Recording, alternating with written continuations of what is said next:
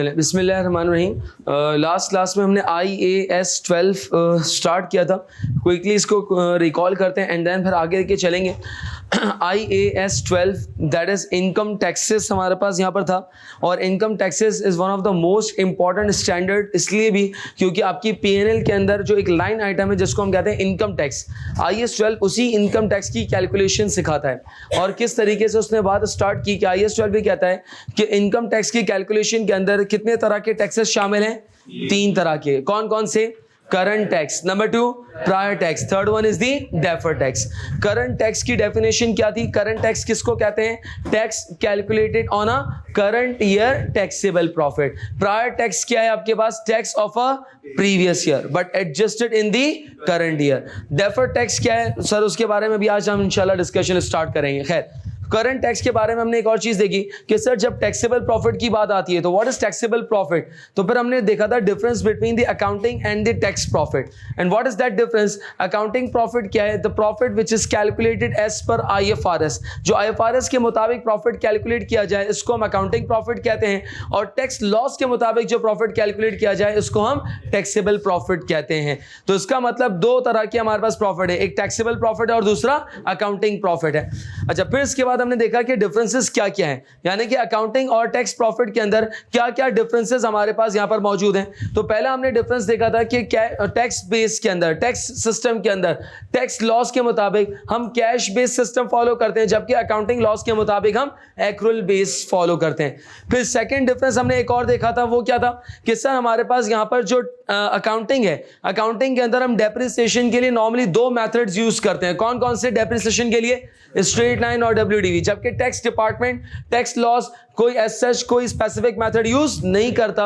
According to loss कभी 50% का depreciation allow करता है, कभी 20%, depending on the nature of assets को देखते हुए टैक्स डेप्रिसिएशन अलाउ किया जाता है। फिर इसके बाद थर्ड हमने एक और डिफरेंस हमने देखा था कि सर अकाउंटिंग और टैक्स के अंदर एक और डिफरेंस था हमारे पास कि अकाउंटिंग के अंदर रीवैल्यूएशन सरप्लस को अकाउंट फॉर किया जाता है, लेकिन टैक्स के अंदर नॉर्मली हम रीवैल्यूएशन सरप्लस को अकाउंट फॉर नहीं करते। इसी तरीके से एक और हमने देखा था development cost, IAS 38 intangible asset. As per accounting laws अगर हम देखें, एज पर अगर हम IFRS देखें तो डेवलपमेंट कॉस्ट को हम कैपिटलाइज करते हैं और इन फ्यूचर हम उसको फिर एमोटाइज करते हैं। जबकि टैक्स डिपार्टमेंट क्या करता है कि जो भी आपके पास डेवलपमेंट एक्सपेंडिचर किया जाता है ईयर 1 के अंदर ही उसी वक्त उसको PNL के अंदर एक्सपेंस आउट कर देता है, यानी कि that would be treated as an expense, उसको एक्सपेंस ट्रीट किया जाता है। फिर इसके बाद हमने एक और यहां पर देखा था डिफरेंस, वो क्या था? That was the provision. कि राइट ऑफ के केस के अंदर हम अकाउंटिंग के अंदर प्रोविजन को रिकॉर्ड करते हैं, bad debt expense debit, allowance of bad debt credit, लेकिन टैक्स डिपार्टमेंट प्रोविजन को अकाउंट फॉर नहीं करता, वो सिर्फ किसको अकाउंट फॉर करता है? राइट ऑफ को अकाउंट फॉर करता है। इसी तरीके से 2 और बातें हमने देखी थी, डोनेशंस, अनऑफिशियल डोनेशंस को अकाउंटिंग में रिकॉर्ड करते हैं, लेकिन टैक्स डिपार्टमेंट वाला टैक्सेबल प्रॉफिट की कैलकुलेशन में अनऑफिशियल डोनेशंस को रिकॉर्ड नहीं करता। फाइन एंड पेनल्टीज हम अपने अकाउंटिंग रिकॉर्ड्स के अंदर IFRS के अंदर उसको एक्सपेंस ट्रीट करते हैं, लेकिन tax department fine and penalties को एक्सपेंस ट्रीट नहीं करता। यहां तक क्लियर है इसके अंदर? ये हमने कुछ बातें यहां पर देखी थी। फिर हमने करंट टैक्स की कैलकुलेशन सीखी। करंट टैक्स के लिए जरूरी है कि आपके पास टैक्सेबल प्रॉफिट होना चाहिए। कौन सा प्रॉफिट होना चाहिए? अच्छा, अगर तो एग्जामिनर आपको टैक्सेबल प्रॉफिट दे देता है, जो कि 95% केसेस में होगा, एग्जामिनर अगर आपको टैक्सेबल प्रॉफिट दे देता है तो बहुत अच्छी बात है, आपने टैक्सेबल प्रॉफिट कैलकुलेट किया हुआ है, ऑलरेडी गिवन है, डायरेक्टली इसके ऊपर टैक्स रेट लगाएंगे तो आपके पास आ जाएगा वो क्या? Current tax. लेकिन अगर नहीं दिया हुआ तो मुझे अकाउंटिंग प्रॉफिट को कन्वर्ट करना पड़ेगा। किसमें कन्वर्ट करना पड़ेगा? टैक्सेबल प्रॉफिट के अंदर, फिर उसके ऊपर मैं टैक्स रेट अप्लाई करूंगा। यहां तक क्लियर है इसके अंदर? फिर हम प्रायर पीरियड टैक्स पे गए, तो प्रायर पीरियड टैक्स के अंदर और टैक्स के अंदर हमने देखा था 2 सिचुएशन होंगी, या तो आपके पास ओवर स्टेटमेंट होगा, यानी कि आपके पास प्रायर पीरियड टैक्स के अंदर ओवर स्टेटमेंट आ रही होगी, या फिर अंडर स्टेटमेंट। क्या मतलब? कि लास्ट ईयर आपने टैक्स कम असेस किया था, लास्ट ईयर आपने टैक्स कम रिकॉर्ड किया था, असेसमेंट में पता चला कि आपका टैक्स ज्यादा है, तो इसका मतलब यह है कि आपने अंडर स्टेट किया था। क्या किया था आपने? इसका मतलब इस साल मुझे टैक्स एक्सपेंस को क्या करना पड़ेगा? बढ़ाना पड़ेगा। इसी तरीके से लास्ट ईयर आपने टैक्स जो है वो ज्यादा एस्टिमेट कर लिया था, ज्यादा रिकॉर्ड कर लिया था, ज्यादा पे कर दिया था, तो इस साल आपको टैक्स क्या करना पड़ेगा? कम। और अगर कम करना पड़ेगा तो उसका मतलब टैक्स एक्सपेंस को इंक्रीज करेंगे, डिक्रीज करेंगे? डिक्रीज करने का मतलब प्लस करेंगे, माइनस करेंगे, माइनस। तो ये हमने यहां पर करंट टैक्स और प्रायर टैक्स के बारे में देखा। आज हम यहां पे स्टार्ट करने जा रहे हैं क्या? डेफर्ड। और मैंने क्या कहा था, डेफर्ड टैक्स इनकम टैक्स का क्या है, दूल्हा है। वाकई में दूल्हा है। कैसे, देखो करंट टैक्स और प्रायर टैक्स में इतना टाइम नहीं लगा, चुटकी में, मतलब यूं क्या। और आप शायद ये भी कह रहे हो कि सर लंबी कर रहे हैं बेकार में, अब ज्यादा जरूरत नहीं। लेकिन डेफर्ड टैक्स में आपको लगेगा कि सर थोड़ी और थोड़ा सा एक्सप्लेन करें, क्योंकि deferred tax is one of the most important component of IAS 12। चलें आज जरा इसके लिए हम एक काम करते हैं, क्वेश्चन स्टार्ट करते हैं। लास्ट क्लास में हमने क्वेश्चन नंबर 5 तक किया था हमने। चलें क्वेश्चन नंबर 6 पे आए। क्वेश्चन नंबर 6, अच्छा एक मैं आपको पहले डिस्क्लेमर दे दूं, क्वेश्चन नंबर 6 के अंदर इस वक्त जो अभी मैं आपको करवा रहा हूं, मैं अभी डेफर्ड टैक्स कैलकुलेट करना नहीं सिखा रहा। मैं फिर प्लीज मेरी बात को नोट कीजिएगा, डेफर्ड टैक्स की कैलकुलेशन नहीं सिखाऊंगा। क्वेश्चन नंबर 6 के अंदर अभी मैं डेफर्ड टैक्स की कैलकुलेशन नहीं सिखाऊंगा। क्वेश्चन नंबर 6 को करने का ऑब्जेक्टिव है that is to understand what is deferred tax. अभी तो हमें पता ही नहीं है कि डेफर्ड टैक्स होता क्या है। तो क्वेश्चन नंबर 6 का लर्निंग आउटकम सिर्फ ये लिखिएगा, that is to understand what is deferred tax. सिर्फ इस क्वेश्चन के अंदर मेरा ऑब्जेक्टिव ये होगा कि मैं आपको ये समझा सकूं कि डेफर्ड टैक्स आखिरकार है क्या, व्हाट इज डेफर्ड टैक्स। इसकी कैलकुलेशन मैं आगे चल के आपको सिखाऊंगा। और आज थोड़ा बहुत मैं पढ़ के भी आया हूं, होपफुली इंशाल्लाह आज ही सिखा दूं। देखते हैं क्या है उसके अंदर, मैं अभी मोबाइल वगैरह में देखता हूं क्या है। लेकिन अभी फिलहाल क्वेश्चन नंबर 6 के अंदर मेरा मेन टारगेट ये कि आपको ये समझ में आ जाए कि व्हाट इज डेफर्ड टैक्स। क्या ये बात समझ में आ रही है? चले आए जरा क्वेश्चन नंबर 6। क्वेश्चन नंबर 6 देखते जरा, डाटा हमारे पास क्या दिया हुआ है। Question number 6, bond company profit before tax and depreciation, profit before tax and depreciation is $100 million each year from year 1 till year 4।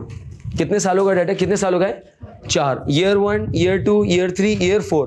क्या कहा? Profit before tax and depreciation, profit before tax and depreciation $100 million each year। Assume करें कि year 1 का profit before tax and depreciation कितना है? 100 million. Year 2 का profit before tax and depreciation कितना है? 100। ईयर 3 का profit before tax and depreciation कितना है? और ईयर 4 का भी profit before tax and depreciation कितना है? 100 मिलियन। यहां तक क्लियर है इसके अंदर? तो आपके पास profit before tax and depreciation आपको चारों सालों का दे दिया। नेक्स्ट इंफॉर्मेशन इज एसेट की कॉस्ट दे रहा है $60 मिलियन। कितनी दे रहा है? फिर इसके बाद asset life as per tax, tax वाले के मुताबिक एसेट की लाइफ कितनी है? 3 years. Tax life as per accounting records कितनी है? 4 इयर्स। यहां तक क्लियर है इसके अंदर? टैक्स रेट इज कितना परसेंट? 30%। तलब चेक करना, तलब क्या है? कह रहा है compute the 2 current and, sir prior tax नहीं मांग रहा और कोई इंफॉर्मेशन भी नहीं है। सही कह रहा हूं मैं? प्रायर टैक्स तो मांग ही नहीं रहा और इंफॉर्मेशन भी कोई नहीं दी हुई। क्या कह रहा है इसके अंदर? कैलकुलेट 2 टैक्सेस कैलकुलेट करने। कौन कौन से 2 टैक्सेस कैलकुलेट करने? करंट टैक्स और दूसरा कौन सा कैलकुलेट करना है? कितने सालों का? 4 सालों का कैलकुलेट करना है। सर एक टैक्स तो आपको कैलकुलेट करने आता है, कौन सा वाला? करके दिखाएं जरा, शाबाश, स्टार्ट करें जरा। ईयर 1 का भले सिर्फ करके दिखाएं, सिर्फ ईयर 1 का कैलकुलेट करके दिखाएं। मैं अभी पूरा क्वेश्चन कराऊंगा, करंट टैक्स भी कैलकुलेट करूंगा, लेकिन पहले आप खुद से ट्राई करें जरा। करंट टैक्स कैलकुलेट करके बताएं जरा, शाबाश। सिर्फ ईयर 1 का कैलकुलेट करके दिखा दें। गौर से सुनिएगा, मैं फिर रिपीट कर रहा हूं। ये दिया हुआ है profit before tax and depreciation. क्या मतलब? इसमें अकाउंटिंग जो स्टूडेंट्स अकाउंटिंग डेप्रिसिएशन को एड बैक करा रहे हैं, जो स्टूडेंट्स अकाउंटिंग डेप्रिसिएशन को क्या करवा रहे हैं? एड बैक करवा रहे हैं, उनके लिए लर्निंग आउटकम है। क्वेश्चन ध्यान से पढ़ें कि सर इस क्वेश्चन के अंदर आपने अकाउंटिंग डेप्रिसिएशन माइनस नहीं किया। इसका मतलब क्या अकाउंटिंग डेप्रिसिएशन को एड बैक करने की जरूरत है? नहीं। इसका मतलब मैं डायरेक्टली कौन सा डेप्रिसिएशन माइनस कर दूंगा? Tax depreciation. क्या ये बात समझ में आ रही है? चले आज जरा कैलकुलेट करते हैं। इधर देखिएगा प्लीज, कॉन्सेंट्रेट करें, अभी छापिएगा मत, मैं खुद टाइम दूंगा आपको कॉपी करने के लिए। हम यहाँ पे पहले कैलकुलेट करने जा रहे हैं। क्या कैलकुलेट करने जा रहे हैं? Taxable profit. क्यों टैक्सेबल प्रॉफिट क्यों कैलकुलेट करने जा रहे हैं सऊद? जरूरत क्या है टैक्सेबल प्रॉफिट कैलकुलेट करने की? मेरा सवाल है तुमसे। Current tax. Sir current tax को कैलकुलेट करने के लिए मुझे जरूरत पड़ेगी, किसकी जरूरत पड़ेगी? टैक्सेबल प्रॉफिट की। ऐसे ही चले आज जरा टैक्सेबल प्रॉफिट कैलकुलेट करते हैं। 4 सालों का है, चारों साल का कैलकुलेट कर लेते हैं। Year 1, year 2, year 3 and year, very good. अच्छा मेरे पास दिया हुआ है profit before tax and depreciation. सही कह रहा हूं मैं? Sir profit before tax and depreciation का मतलब यह है कि ये वो प्रॉफिट है जिसमें टैक्स और डेप्रिसिएशन माइनस नहीं हुआ। कौन सा डेप्रिसिएशन माइनस नहीं हुआ by the way? Accounting depreciation. तो इसका मतलब मुझे अकाउंटिंग डेप्रिसिएशन को ऐड बैक कराने की भी जरूरत नहीं है। यहां तक क्लियर है इसके अंदर? अच्छा कितना दिया हुआ है profit before tax and depreciation? कितना दिया हुआ है? 100 मिलियन एवरी ईयर। चले अब इसमें से माइनस करवा देते हैं। क्या माइनस करवा देते हैं? Tax depreciation. अकाउंटिंग डेप्रिसिएशन को ऐड बैक करने की जरूरत, जिन स्टूडेंट्स ने किया है वो अपने पास नोट लिख दें प्लीज, लिख लें इसको कि अकाउंटिंग डेप्रिसिएशन को ऐड बैक करने की जरूरत क्यों नहीं है, क्योंकि ये वो प्रॉफिट है जिसमें अभी डेप्रिसिएशन माइनस वही नहीं, एडजस्ट ही नहीं है इसके अंदर, तो मुझे इसको ऐड बैक कराने की भी जरूरत नहीं है। खैर, tax depreciation. Sir tax depreciation asset की कॉस्ट कितनी है? 60। जवाब, बात समझ रहे हैं मैं क्या कह रहा हूं? सर कुछ स्टूडेंट्स ऐसे हैं जो 100 को डिवाइड कर रहे हैं। किसको डिवाइड कर रहे हैं भाई? 100 क्या है जवाब? 100 क्या है? प्रॉफिट है, ये एसेट की कॉस्ट नहीं है। जवाब, मैं ऐसा नहीं कह रहा कि तूने 100 डिवाइडेड बाय 3 किया था, लेकिन मैं समझा रहा हूं कि गलती ना हो जाए तुमसे आगे कभी। ध्यान से कीजिए, एसेट की कॉस्ट कितनी है? एसेट की कॉस्ट कितनी है? 60 मिलियन। ऐसे ही 60 million is the cost of asset and life as per tax laws कितनी दे रहा है? लाइफ कितनी दे रहा है? 3 इयर्स। तो इसका मतलब एनुअल डेप्रिसिएशन कितना आ रहा है? एनुअल डेप्रिसिएशन कितना आ रहा है? 20। अब इधर देखिएगा प्लीज, 20 मिलियन माइनस कर दूं, ऐसे ही 20 मिलियन माइनस कर दूं, 20 मिलियन माइनस कर दूं, 20 मिलियन माइनस कर दूं? नहीं, क्यों क्यों क्यों क्यों रोक दिया? क्यों रोक दिया? Sir 3 years was the life. ऐसा ही है, यानी कि अकॉर्डिंग टू टैक्स लॉस हम इस एसेट को कितने साल डेप्रिशिएट करेंगे? 3 साल। यहां तक क्लियर है इसके अंदर? चले मुझे ईयर 1 का टैक्सेबल प्रॉफिट बताएं। ईयर 1 का टैक्सेबल प्रॉफिट कितना आ रहा है? और ईयर 2 का टैक्सेबल प्रॉफिट, ईयर 3 का टैक्सेबल प्रॉफिट, ईयर 4 का टैक्सेबल प्रॉफिट 80। यहां तक क्लियर है इसके अंदर? 80 कितना है? 100। सर क्यों? क्योंकि यहां पे हमने डेप्रिसिएशन को माइनस नहीं किया। अब आए जरा कैलकुलेट कर दें। क्या कैलकुलेट करना है? मैं क्या कैलकुलेट करना है?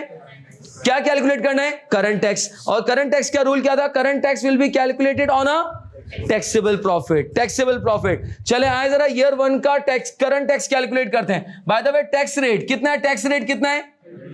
30%। 30%। और यहां पे भी कितना है? चले 80 का 30% कितना आ रहा है? Very good. और 24 एंड 30। गुड हो गया। तो इसका मतलब सर ये मेरे पास आ गया करंट टैक्स। करंट टैक्स, और ये करंट टैक्स मेरे पास यहां पर आ चुके हैं। कितने सालों के? कितने सालों के? 4 सालों के मैंने करंट टैक्स यहां पर कैलकुलेट किया। यहां तक क्लियर है इसके अंदर? सर लेकिन मेरे क्वेश्चन की रिक्वायरमेंट कंप्लीट नहीं हुई अभी। क्वेश्चन की रिक्वायरमेंट क्या है? मुझे 2 तरह के टैक्सेस कैलकुलेट करने हैं। कौन कौन से? Current tax. और दूसरा कौन सा कैलकुलेट करना है? Deferred tax. हमने एक पार्ट कंप्लीट कर लिया। क्या कैलकुलेट कर लिया? Current tax. यहां तक क्लियर है इसके अंदर? चले मैं एक काम करता हूं, मैं यहां पर एक समरी बना लेता हूं ताकि हम जैसे जैसे कैलकुलेशन करते जाएं हम यहां पे इसको अपडेट करते चले जाएं। Sir there are 3 types of taxes. कौन कौन से? Current tax, number 2 prior tax, number 3 deferred tax. Prior tax तो है ही नहीं, ऐसा ही है। अच्छा करंट टैक्स, ईयर 1 का करंट टैक्स कितना आ रहा है? ईयर 2 का करंट टैक्स, ईयर 3 का और ईयर 4 का 30। अब सर मुझे एक टैक्स और कैलकुलेट करना है, तो मेरे पास इनकम टैक्स की अमाउंट आ जाएगी। एक टैक्स और कैलकुलेट करना है। कौन सा टैक्स कैलकुलेट करना है मुझे? Deferred tax. पहले यहां तक नोट डाउन करें, फिर हम आगे चलते हैं। यहां तक पहले इसको प्लीज नोट डाउन करें, फिर आगे डेफर्ड टैक्स की वर्किंग स्टार्ट करते हैं हम। अब सुनिएगा प्लीज एक चीज, डेफर्ड टैक्स को स्टार्ट करने से पहले एक स्टेटमेंट मैं कह रहा हूं, उसको सुनिएगा और फिर बाद में लिखिएगा।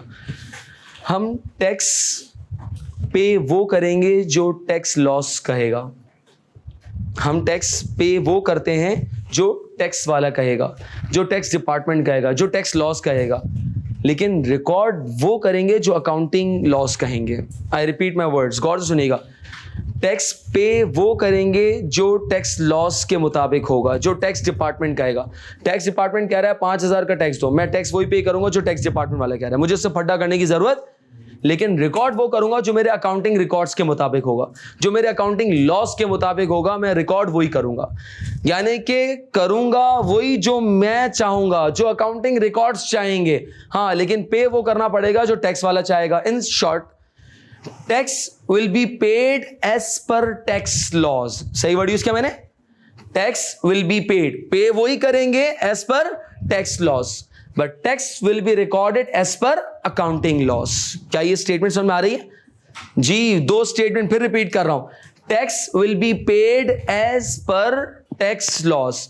मैं टैक्स तो वही पे करूंगा जो टैक्स लॉ वाला मुझे कहेगा, जो टैक्स लॉज मुझे कहेंगे, लेकिन टैक्स विल बी रिकॉर्डेड। अपने अकाउंट्स में जो मैं टैक्स रिकॉर्ड करूंगा वो मैं रिकॉर्ड करूंगा as per the accounting loss.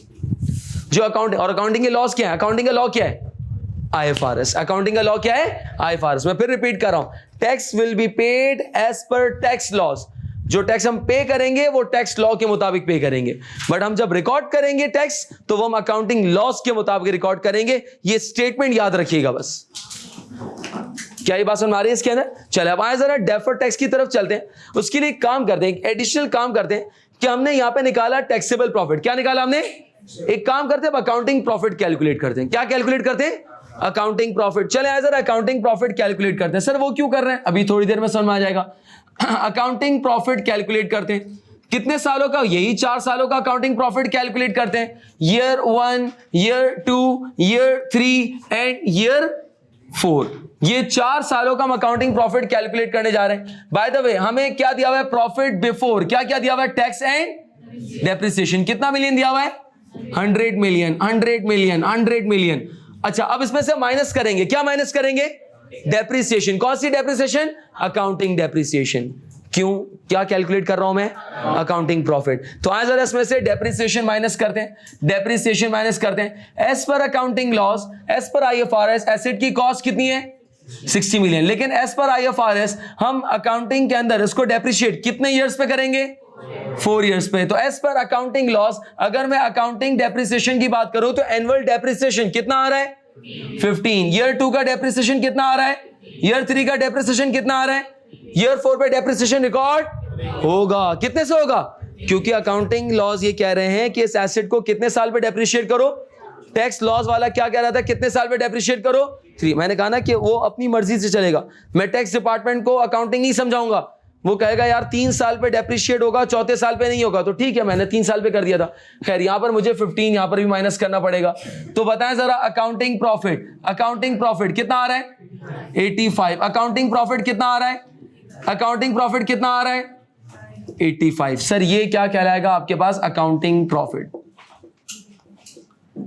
अब सुनिए जरा सर, एक काम करते हैं। ये जो अकाउंटिंग प्रॉफिट आया ना, that is the profit after tax या profit before tax? Profit before tax. क्या आ गया? ये प्रॉफिट बिफोर टैक्स आ गया। सर एक काम करते हैं, हम इस प्रॉफिट बिफोर टैक्स के ऊपर इनकम टैक्स का रेट लगाते हैं। यानी कि जो हमारा टैक्स रेट है, टैक्स रेट है कितना है? टैक्स रेट कितना है? टैक्स रेट कितना दे रहा है? 30%। टैक्स रेट कितना दे रहा है? 30%। टैक्स रेट कितना दे रहा है? 30%। कैलकुलेट करके बताएं जरा। 85 का 30%, 85 का 30% कितना आ रहा है? 25.5। कितना आ रहा है? 25.5, 25.5। और इसका भी कितना आ रहा है? 25.5। अब गौर से सुनिएगा प्लीज, कॉपी ना करें, छोड़ दे सब, इधर देखिए। सर अगर मैं अपने अकाउंटिंग प्रॉफिट के हिसाब से देखूं तो मेरे अकाउंटिंग प्रॉफिट के हिसाब से टैक्स ईयर 1 का कितना बनना चाहिए? 25.5। सही कह रहा हूं मैं? अच्छा, टैक्सेबल प्रॉफिट के हिसाब से देखूं तो मेरा पहले साल का टैक्स कितना बन रहा है? 24। दादा ये तो टाइट हो गया। मतलब तेल लेने गया IFRS, ऐसे ही है ना यार, आग लगाओ ऐसे IFRS को जो टैक्स ज्यादा दिलवा रहा है। अकाउंट यही है ना, देखो ना टैक्स वाला क्या कह रहा है? ना लाले ना, इतना टैक्स देने की जरूरत नहीं है। कितने का टैक्स बन रहा है तेरा? 24 का। IFRS क्या कह रहा है? तुम्हारा टैक्स कितना है? 20। फिर तो यार हमें किसको पूछना चाहिए? किसको प्रेफर करना चाहिए? टैक्स लॉस को ना। टैक्स लॉस वाला क्या कह रहा है कि 24 रुपए का टैक्स दो। IFRS क्या कह रहा है? 25। अपना होकर भी परायापन, यही है ना। हम तो बोल रहे थे कि हम IFRS हैं, हम IFRS को फॉलो करेंगे, और IFRS ये देखो, ये वही है जो पीछे छुरा लेके खड़ा हुआ है और क्या कह रहा है? 25.5 का टैक्स। नहीं चाहिए हमको ये IFRS, हम तो इसी को फॉलो करेंगे। Very cute, very cute, very cute, very cute, very cute. ये देख, एक मिनट, एक काम करो, मुझे ये चारों, एक मिनट, ये चारों सालों का टैक्स प्लस करके बताओ कितना बन रहा है? 102। कितना बन रहा है?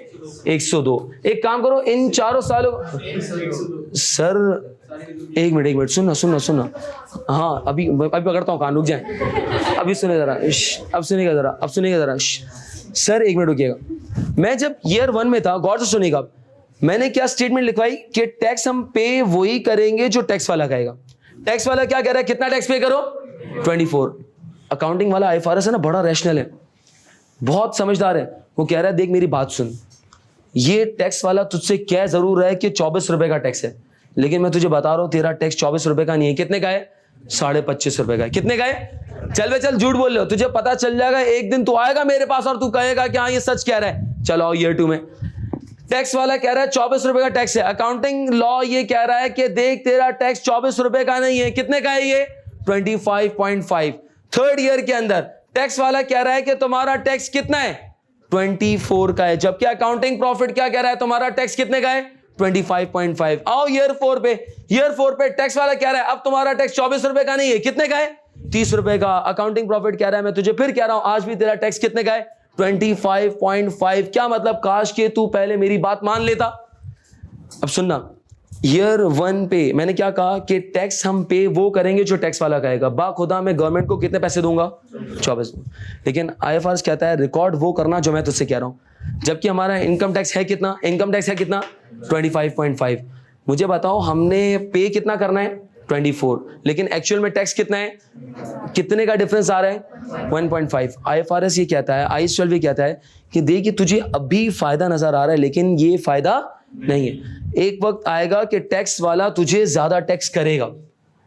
एक मिनट, फ्यूचर में टैक्स वाला ज्यादा टैक्स इंपोज करेगा। फ्यूचर का एक एक्सपेक्टेड लॉस, फ्यूचर का एक एक्सपेक्टेड एक्सपेंडिचर तुझे नजर आ रहा है। फ्यूचर का एक एक्सपेक्टेड लॉस तुझे नजर आ रहा है। तुझे पता है कि एक वक्त आएगा कि टैक्स वाला तुझे ज्यादा टैक्स चार्ज करवाएगा, और तुझे पता है कि अगर कोई फ्यूचर का लॉस नजर आ जाए तो आईएस 37 क्या कहा था कि फ्यूचर का कोई प्रूडेंस कॉन्सेप्ट क्या कहा था कि अगर कोई फ्यूचर का तुम्हें टेंटेटिव कोई एक्सपेक्टेड लॉस नजर आ जाए तो इंतजार करने की जरूरत नहीं है। क्या करूं?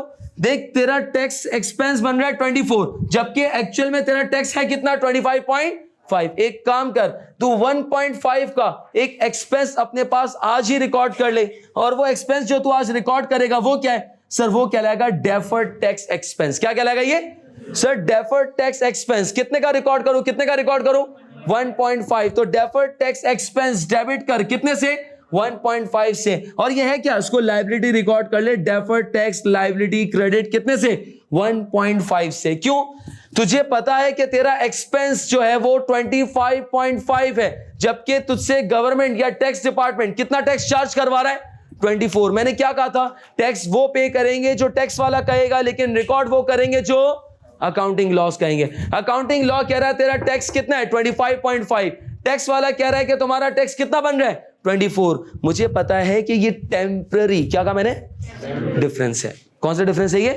टेम्पररी डिफरेंस है। सर ये टेम्पररी डिफरेंस है, 1 नहीं 2 नहीं 4 नहीं 5 सालों बाद कहीं ना कहीं जाके ये डिफरेंस खत्म होगा, और अगर आज मुझे कम टैक्स पे करना पड़ रहा है तो इन फ्यूचर मुझे ज्यादा टैक्स पे करना पड़ेगा। इन फ्यूचर मुझे ज्यादा अमाउंट पे करनी पड़ेगी। इन फ्यूचर मुझे ज्यादा अमाउंट पे करनी पड़ेगी, ज्यादा एक्सपेंस रिकॉर्ड करना पड़ेगा। तो सर जब तुझे फ्यूचर में ज्यादा एक्सपेंस रिकॉर्ड करना पड़ेगा तो एक्रूअल कॉन्सेप्ट, प्रूडेंस कॉन्सेप्ट ने हमेशा से क्या सिखाया कि किसी भी एक पीरियड के अंदर ज्यादा एक्सपेंस रिकॉर्ड करने की जरूरत नहीं है। हर साल क्या करो? थोड़ा थोड़ा करके एक्सपेंस रिकॉर्ड कर लो। जब तुझे पता है कि 5 साल बाद तू 30 का एक्सपेंस रिकॉर्ड करेगा तो मैं क्यों 4 साल का इंतजार करूं? मैं हर साल थोड़ा थोड़ा एक्सपेंस यहां पे रिकॉर्ड करूंगा। तो ये जो हर साल थोड़ा थोड़ा एक्सपेंस मैं यहां पे रिकॉर्ड कर रहा हूं, ये क्या है? ये कहलाता है डेफर्ड टैक्स एक्सपेंस। क्या कहलाता है ये? डेफर्ड कहते हैं पेंडिंग को, डेफर्ड कहते हैं बाद में आने वाले को। सर ये वो एक्सपेंस है जो आज नहीं हो रहा तुझे, लेकिन इन फ्यूचर तुझे ज्यादा पे करना पड़ेगा, इन फ्यूचर तुझे ज्यादा रिकॉर्ड करना पड़ेगा। इसलिए बाद में ज्यादा रिकॉर्ड करने से बेहतर है कि मैं आज ही थोड़ा थोड़ा करके यहां पे रिकॉर्ड कर लूं। तो हम कर क्या रहे हैं? सर हम यहां पर रिकॉर्ड कर रहे हैं डेफर्ड टैक्स एक्सपेंस। क्या रिकॉर्ड कर रहे हैं? सर हर साल हम डेफर्ड टैक्स एक्सपेंस यहां पे रिकॉर्ड करेंगे, डेफर्ड टैक्स एक्सपेंस डेबिट और डेफर्ड टैक्स लायबिलिटी क्रेडिट।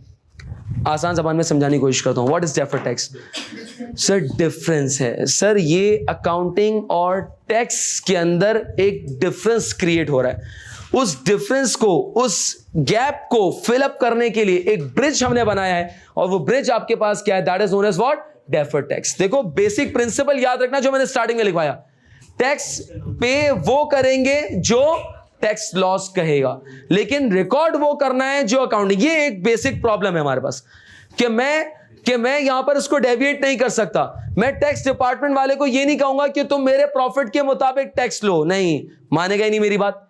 मैं अकाउंटिंग वाले को, आईएफआरएस को ये नहीं समझा सकता कि यार आप जो है ना यही वाला एक्सपेंस रिकॉर्ड करवा दें, और अकाउंटिंग वाला सही भी कह रहा है कि यार ये तेरा टैक्स नहीं है, तेरा टैक्स एक्चुअल में देखा जाए तो 25.5। ये देखना चौथे साल के एंड में कैसी चपेट मारी उसने, 4 पॉइंट, यानी कि आपके पास यहां पर तकरीबन 4.5 मिलियन की तुम्हारे पास यहां पर चपेट लगी है। इसका मतलब यह है कि जो तुम खुश हो रहे थे, जो तुम यहां पे मजे कर रहे थे, अय्याशी कर रहे थे कि $1.5 का टैक्स कम हो गया, चौथे साल के एंड में उसने पूरा का पूरा कंपनसेट कर दिया।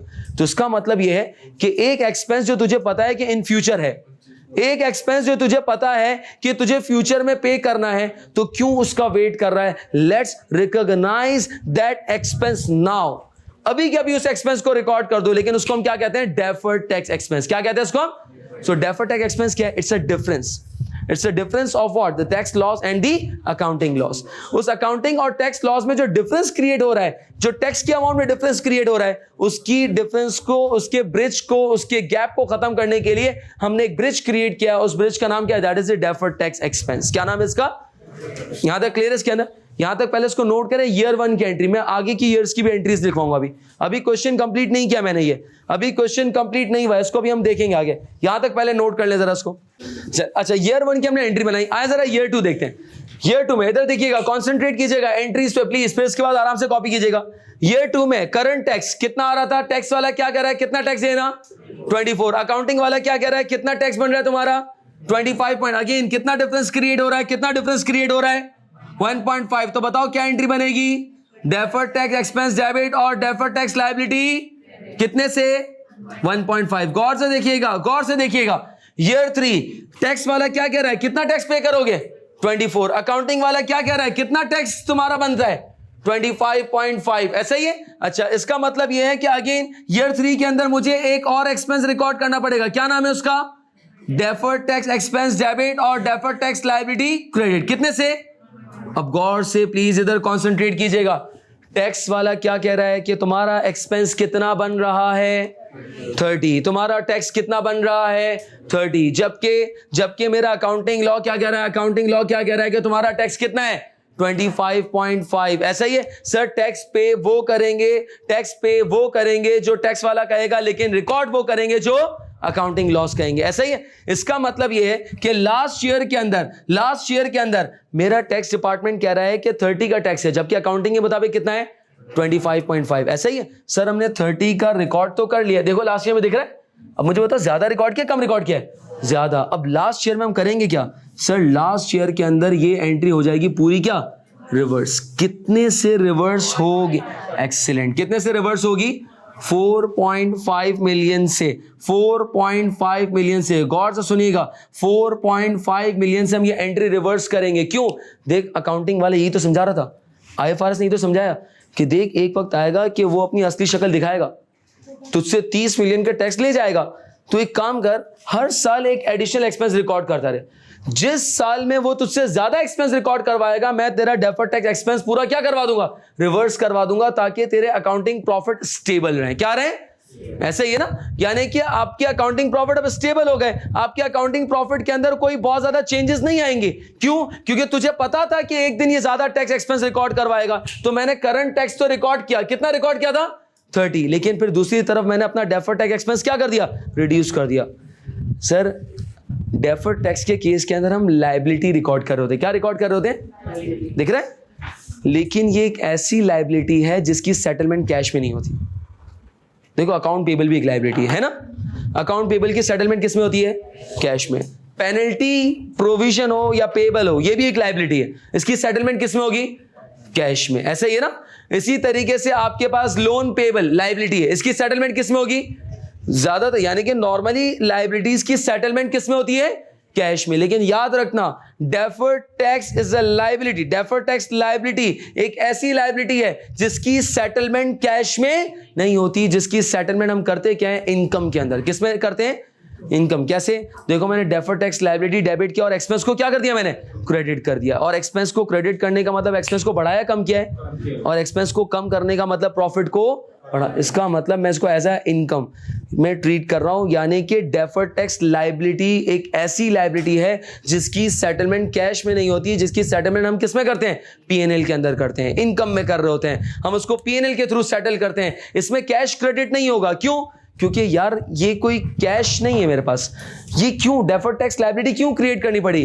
टू कम अप या to overcome the gap between the accounting and tax profit या टैक्स इनकम।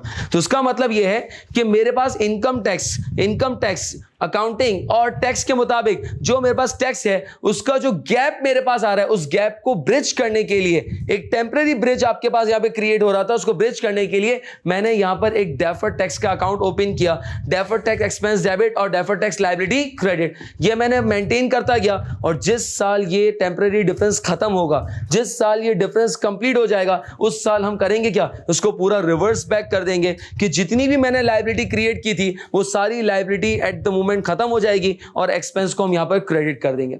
अच्छा अभी काम करते हैं, ये जो मैंने एंट्रीज बनाई है ना, इसको मैं फॉर्मेट में डालता हूं जरा। पहले साल में एंट्री क्या बनाई है, डेफर्ड टैक्स एक्सपेंस डेबिट, इधर देखिएगा जरा, डेफर्ड टैक्स एक्सपेंस डेबिट हो रहा है, इसका मतलब एक्सपेंस बढ़ रहा है कम हो रहा है, कितने से 1.5। तो पहले साल का इनकम टैक्स कितना बना, क्या कहा था, टैक्स पे वो करेंगे जो टैक्स वाला कहेगा, लेकिन रिकॉर्ड वो करेंगे जो अकाउंटिंग कहेगा। चले इधर आए, दूसरे साल में डेफर्ड टैक्स एक्सपेंस डेबिट हो रहा है क्रेडिट हो रहा है, एक्सपेंस बढ़ रहा है कम हो रहा है, बढ़ रहा है, कितने से 1.5, कितना बन गया ये सर? इसका मतलब अगेन वही बात, टैक्स पे वो करेंगे जो टैक्स वाला कहेगा, लेकिन रिकॉर्ड वो करेंगे जो अकाउंटिंग कहेगा। तीसरे साल में deferred tax expense debit again कितने से 1.5, तो कितना आ जाएगा ये? फिर वही बात, टैक्स पे वो करेंगे जो टैक्स वाला कहेगा, लेकिन रिकॉर्ड वो करेंगे जो अकाउंटिंग। तीसरे साल में क्या होगा, तीसरे साल में डेफर्ड टैक्स एक्सपेंस डेबिट कर रहा हूं क्रेडिट कर रहा हूं, क्रेडिट करने का मतलब प्लस कर रहा हूं माइनस कर रहा हूं, तो करें जरा 30 माइनस 4.5 करें, कितना आ रहा है 25.5। फिर वही बात कि टैक्स पे वो करूंगा, टैक्स कितना पे कर रहा हूं मैं 30, मजबूरी मुझे रिकॉर्ड तो करना पड़ेगा, लेकिन IAS 12 ये कहता है कि इसका प्रोविजन मैं तुझे ऑलरेडी बनाता हुआ आ रहा था, पिछले 3 सालों से हमने इसका प्रोविजन रिकॉर्ड किया हुआ था। आज ईयर 4 में जब उसने तुझे ज्यादा टैक्स कर दिया तो मैं वो प्रोविजन जो बनाया था उसको रिवर्स करवा के इनकम क्रिएट करवाऊंगा, यानी कि 4.5 से उसने पूरी डेफर्ड टैक्स लायबिलिटी को रिवर्स करवाया और एक्सपेंस को क्रेडिट कराया, कितने से 4.5 मिलियन से। तो फिर वही बात हो गई, क्या टैक्स पे वो करेंगे जो टैक्स वाला कहेगा, लेकिन रिकॉर्ड वो करेंगे जो अकाउंटिंग कहेगा। क्या ये बात सुन रही इसके अंदर? तो डेफर्ड टैक्स क्यों अराइज होता है, सिर्फ उसी पॉइंट की वजह से जो मैंने पहली स्टेटमेंट लिखवाई कि हम टैक्स बेसिकली पे वो करते हैं जो टैक्स वाला कहता है, लेकिन प्रॉब्लम है इसके रिकॉर्ड वो करना है जो अकाउंटिंग स्टैंडर्ड्स कहेंगे। तो अकाउंटिंग स्टैंडर्ड्स के मुताबिक this tax should be recorded in PNL, लेकिन प्रॉब्लम यह है कि मैंने टैक्स तो ये वाला पे कर रहा हूं, करंट टैक्स तो मेरा इतना है, तो अब जो गैप आपके पास आ रहा है उस गैप को फिलअप करने के लिए, उस गैप को खत्म करने के लिए हमें यहां पर एक अकाउंट क्रिएट करना पड़ता है, एक आपके पास एक्सपेंस रिकॉर्ड करना पड़ता है, that is known as what, deferred tax expense. क्या ये बात समझ में आ रही है जी? यहां तक क्लियर है? उसको नोट करें जरा, फिर हम आगे चलते हैं। अच्छा अब एक काम करते हैं, जरा इधर सुनिएगा, जरा प्लीज इधर सुनिएगा सर, इसको और थोड़ा सा और समझने की कोशिश करते हैं। उसके लिए काम करते हैं, हम एक लेजर बनाते हैं, उस लेजर का हम नाम रखेंगे डेफर्ड टैक्स लायबिलिटी। क्या नाम रखेंगे इसका? Deferred tax liability. Please concentrate कीजिएगा, डेफर्ड टैक्स लायबिलिटी का लेजर बना रहा हूं। पहले साल एंट्री आपने बनाई है, क्या एंट्री बनाई है पहले साल? डेफर्ड टैक्स की क्या एंट्री बनी है? डेफर्ड टैक्स एक्सपेंस डेबिट और डेफर्ड टैक्स लायबिलिटी क्रेडिट, ऐसा ही है। तो डेफर्ड टैक्स लायबिलिटी ईयर 1 पे सही लिख रहा हूं मैं, डेफर्ड टैक्स लायबिलिटी को कितने से क्रेडिट करूं 1.5, सही कह रहा हूं मैं? यहां पे रीजन लिख दिया डेफर्ड टैक्स एक्सपेंस। मेरे साथ साथ रहिएगा please, sorry to disturb you miss, आप प्लीज माजरत, आपको डिस्टर्ब किया मैंने। अच्छा, डेफर्ड टैक्स एक्सपेंस डेबिट और deferred tax liability credit, year 1 complete हो गया। क्लोजिंग बैलेंस कैलकुलेट करो, उसका बैलेंस सीडी कहां पर आएगा? डेबिट पे क्रेडिट पे? हेलो, डेबिट पे कितने से आएगा 1.5, सही कह रहा हूं मैं? जो इस ईयर का ईयर 1 का क्लोजिंग है वो ईयर 2 का ओपनिंग है, ऐसा ही है। तो ये मेरे पास ईयर 1 का क्लोजिंग हो गया और ईयर 2 का बैलेंस बीडी मेरे पास आ गया कितना 1.5। गौर से देखिएगा प्लीज, आप घर ढूंढ रही हैं वहां पे। अच्छा अब सुनिएगा, सर 1.5 का opening balance, deferred tax liability का ओपनिंग बैलेंस कितना आ रहा है मेरे पास 1.5। अब सुनिएगा, ईयर 2 की एंट्री क्या बन रही है, डेफर्ड टैक्स एक्सपेंस डेबिट और डेफर्ड टैक्स लायबिलिटी क्रेडिट। तो डेफर्ड टैक्स लायबिलिटी का लेजर क्रेडिट हो जाएगा, कितने से क्रेडिट हो जाएगा, 1.5 मिलियन से। तो ईयर 2 का डेफर्ड टैक्स मैंने रिकॉर्ड किया। अब क्लोज करते हैं, जब लेजर क्लोज करेंगे तो क्लोजिंग बैलेंस कैलकुलेट करेंगे, बैलेंस सीडी कितना आ रहा है, बैलेंस सीडी कितना आ रहा है 3 मिलियन आपके पास आ गया, दैट इज ईयर 2 का क्लोजिंग बैलेंस। और जो ईयर 2 का क्लोजिंग है वो ईयर 3 का ओपनिंग कितना हो जाएगा 3 मिलियन। आए जरा अब यहां पर थर्ड ईयर की एंट्री बनाते हैं। क्या है थर्ड ईयर की एंट्री, क्या again, deferred tax expense debit और डेफर्ड टैक्स लायबिलिटी क्रेडिट। कितने से क्रेडिट हो रहा है, डेफर्ड टैक्स लायबिलिटी कितने से क्रेडिट हो रहा है 1.5। तो डेफर्ड टैक्स एक्सपेंस के नाम से ईयर 3 की हमने डेफर्ड टैक्स पुट किया। अगेन क्लोजिंग बैलेंस कितना आ रहा है, क्लोजिंग बैलेंस कितना आ रहा है 4.5 मिलियन। ईयर 3 का क्लोजिंग है वो ईयर 4 का ओपनिंग। तो ईयर 4 का बैलेंस बीडी कितना आ रहा है मेरे पास 4.5 मिलियन। ऐसे ही है। अब आए जरा लास्ट ईयर की एंट्री बनाए। लास्ट ईयर की एंट्री में क्या हो रहा है सर, लास्ट ईयर की एंट्री में हमारे पास क्या हो रहा है, क्या एंट्री बन रही है हमारे पास, क्या एंट्री बन रही है, डेफर्ड टैक्स लायबिलिटी डेबिट। कितने से 4.5 मिलियन से। तो sir deferred tax liability debit और डेफर्ड टैक्स एक्सपेंस क्रेडिट कितने से 4.5 मिलियन से ईयर 4 पे। और मुझे बताएं अब ईयर 4 का क्लोजिंग बैलेंस कितना हो जाएगा 0। कितना हो जाएगा आपके पास 0। तो सर ये जो डेफर्ड टैक्स लायबिलिटी क्या है, ये आप हर साल आप एक लायबिलिटी को क्रिएट कर रहे हैं। एक वक्त आएगा, अब देखिए वो वक्त नहीं पता, वो हो सकता है 3 साल में आए, 4 साल में आए, 5 साल में आए। हमने क्वेश्चन अभी रिस्ट्रिक्ट किया हुआ था तो चौथे साल के अंदर आ गया। किसी भी ईयर के अंदर जाके ये लायबिलिटी को पूरा का पूरा हम रिवर्स करेंगे। और कहां पे रिवर्स करेंगे, कहां पे, कैश की फॉर्म में सेटल करेंगे, पीएनएल में। कहां पे सेटल करेंगे इसको हम, पीएनएल के अंदर। हर साल हमने लायबिलिटी को क्रिएट किया और लायबिलिटी को क्रिएट करने के बाद लास्ट ईयर के अंदर हमने पूरी लायबिलिटी को रिवर्स कर दिया और कहां पे ट्रांसफर कर दिया हमने इसको, पीएनएल के अंदर। क्या बात समझ में आ रही है। इस लेजर को अपने पास बना ले, आगे चल के हम इस लेजर के ऊपर भी काम करना है। यहां तक पहले इसको प्लीज नोट कर लें जी। क्वेश्चन नंबर 7 कर लिया सबने। अच्छा क्वेश्चन नंबर 7 के अंदर ईयर 1 का करंट टैक्स कितना आ रहा है 48। ईयर 2 का करंट टैक्स भी कितना आ रहा है 48। ईयर 3 का, ईयर 4 का 60। अच्छा ईयर 1 का डेफर्ड टैक्स कितना आ रहा है 3। कैसे, अब सुनिएगा जरा। आपने करंट टैक्स निकाला 48, जबकि अकाउंटिंग टैक्स कितना बन रहा था 51। टैक्स वाला कह रहा है 48 है, अकाउंटिंग वाला क्या कह रहा है 51। पे वो करेंगे जो टैक्स वाला कहेगा, लेकिन रिकॉर्ड हमें वही करना पड़ेगा जो, तो डिफरेंस कितना आ रहा था 3। तो 3 का आपने खुद अपना एक एक्सपेंस क्रिएट कर दिया। क्या नाम दिया उस एक्सपेंस को, डेफर्ड टैक्स एक्सपेंस डेबिट और deferred tax liability credit. Year 2 के अंदर टैक्स वाला कह रहा था टैक्स कितना बना है तुम्हारा 48। अकाउंटिंग वाला क्या कह रहा है, अकाउंटिंग टैक्स कितना है 51। अगेन सुननी हमें किसकी है, अकाउंटिंग वाले की। 51 का टैक्स मुझे रिकॉर्ड करना है और जो 3 मिलियन का अगेन डिफरेंस आ रहा है उससे हम क्या रिकॉर्ड करेंगे, हम डेफर्ड टैक्स एक्सपेंस। तो ईयर 3 के अंदर फिर हमने वही 3 मिलियन का डेफर्ड टैक्स रिकॉर्ड किया एक्सपेंस। और ईयर 4 के अंदर हमने कितने मिलियन का रिवर्स किया, हमने 9 मिलियन का। तो इसका मतलब ये कि जब 9 मिलियन का रिवर्स करेंगे तो डेफर्ड टैक्स एक्सपेंस क्रेडिट हो जाएगा। और जब क्रेडिट होगा तो ईयर 4 का टोटल इनकम टैक्स कितना आएगा, ईयर 4 का टोटल इनकम टैक्स 51। कितना आएगा, क्योंकि करंट टैक्स कितना है 60, उसमें से माइनस कर दिया, कितना माइनस कर दिया 9। तो आपके पास total income tax to be reported कितना आएगा, दैट इज 51। यहां तक क्लियर है इसके अंदर। अच्छा आप सुनिएगा जरा प्लीज, इधर कॉन्सेंट्रेट कीजिएगा, इधर सुन जाए। ये जो क्वेश्चन दो किया ना 6 और 7, इसमें डेफर्ड टैक्स तो आप लोगों ने कैलकुलेट कर लिया, बहुत अच्छी बात है, ये हमने कैलकुलेट किया नो डाउट। लेकिन अब मैं आपको डेफर्ड टैक्स को कैलकुलेट करने का एक आसान तरीका सिखा रहा हूँ। आसान तरीका उसको, ये देखो ये ज़रूरी था, ये ज़रूरी था। सर ये आपने टाइम वेस्ट किया, आप 3 बजे का इंतजार कर रहे हैं, नहीं ये नहीं है, ये ज़रूरी था। मैंने क्या कहा था कि इस क्वेश्चन का ऑब्जेक्टिव क्या था, इस क्वेश्चन का ऑब्जेक्टिव क्या था, अंडरस्टैंडिंग ऑफ डेफर्ड टैक्स। अब मैं जो तरीका सिखाऊंगा ना दैट्स अ शॉर्टकट, उससे तुम्हें कॉन्सेप्ट नहीं समझ में आएगा, यानी कि डेफर्ड टैक्स की लॉजिक समझ में नहीं आएगी। क्वेश्चन जरूर हो जाएगा इंशाल्लाह, पेपर इंशाल्लाह हमारा निकल जाएगा, लेकिन उससे लॉजिक क्रिएट नहीं होगी। लॉजिक को क्रिएट करने के लिए डेफर्ड टैक्स की अंडरस्टैंडिंग के लिए ये ख्वारी करना जरूरी थी। अब आए जरा उस तरफ चलते हैं। उसके लिए पहले एक बात आपको कुछ बताता चलूं, और माशाल्लाह आप लोगों को पता होगी मेरी क्या औकात आप लोगों का एक्सपीरियंस के सामने। दूरियों की अगर बात करें सऊद, सही कह रहा हूँ मैं सऊद? मेरी क्या औकात, मेरी अपनी एज 15-20 साल की और आपका माशाल्लाह। एक्सक्यूज मी एवरीवन, इधर कॉन्सेंट्रेट करें। डिफरेंसेस, दूरियां दो तरह की होती हैं। दूरियां दो तरह की होती हैं। एक होती है टेम्पररी दूरी, टेम्पररी डिफरेंसेस,